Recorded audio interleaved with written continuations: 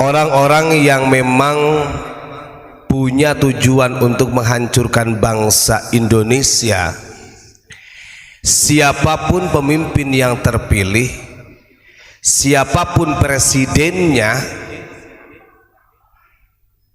mau orang itu adalah orang yang memang dia usung sebelumnya ataupun tidak, pada akhirnya toh mereka juga akan menghancurkan. Itu adalah tradisi daripada mereka-mereka yang memang ingin menghancurkan bangsa. Sudah ada di dalam siasat mereka. Kita tahu setelah terlantiknya Bapak Presiden kita yang sekarang, Bapak Prabowo Subianto, yang wakilnya Pak Gibran atau Mas Gibran, berapa banyak orang yang ingin menggagalkan keberlangsungannya pelantikan presiden, bahkan dengan dicetuskannya oleh Bapak Rizik Syihab yang katanya mau ada kekuatan dari kelompok Jokowi dan lain sebagainya, yang sudah dinantikan oleh umat, ternyata itu adalah hoax. Itu adalah kebohongan. Karena terlanjur malu, akhirnya dia tidak berani pulang ke Indonesia. Yang kedua, walaupun dengan kepresidenan Bapak Prabowo yang sekarang, jangan kira mereka akan terhenti untuk menggulingkan pemerintah dengan cara-cara mereka.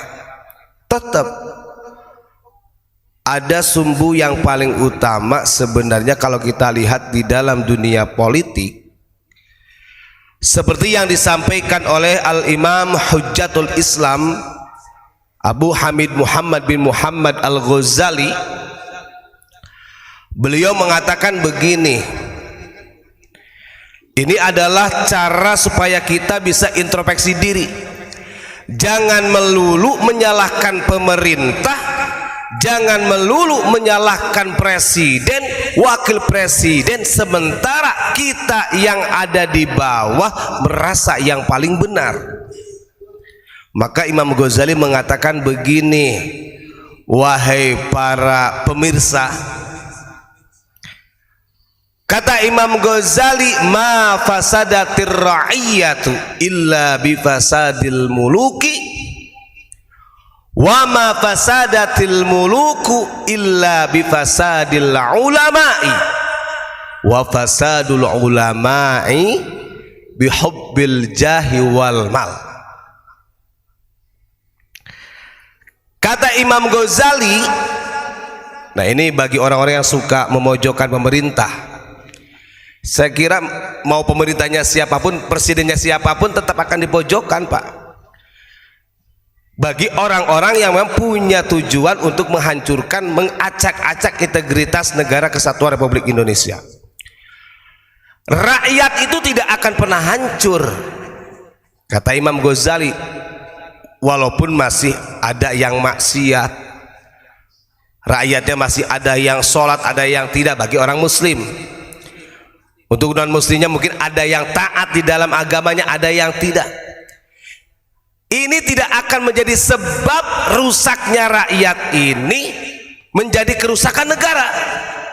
Maka disampaikan oleh Imam Ghazali yang menyebabkan rusaknya rakyat, yaitu dengan sebab bifasadil muluk, dengan sebab rusaknya pemerintah.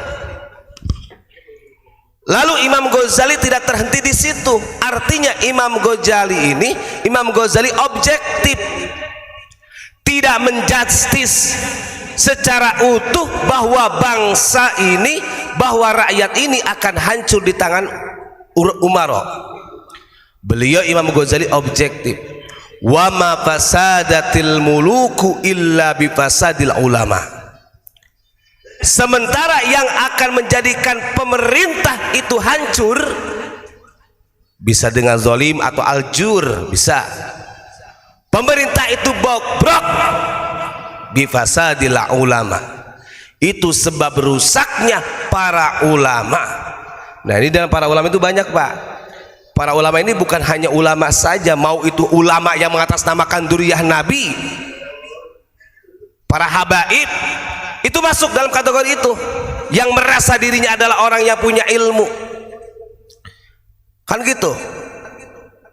Maka ketika ulamanya hancur, rusak, ini akan menjadi sebab yang paling fundamental. Negara ini hancur, pemerintah ini hancur, rakyat ini hancur.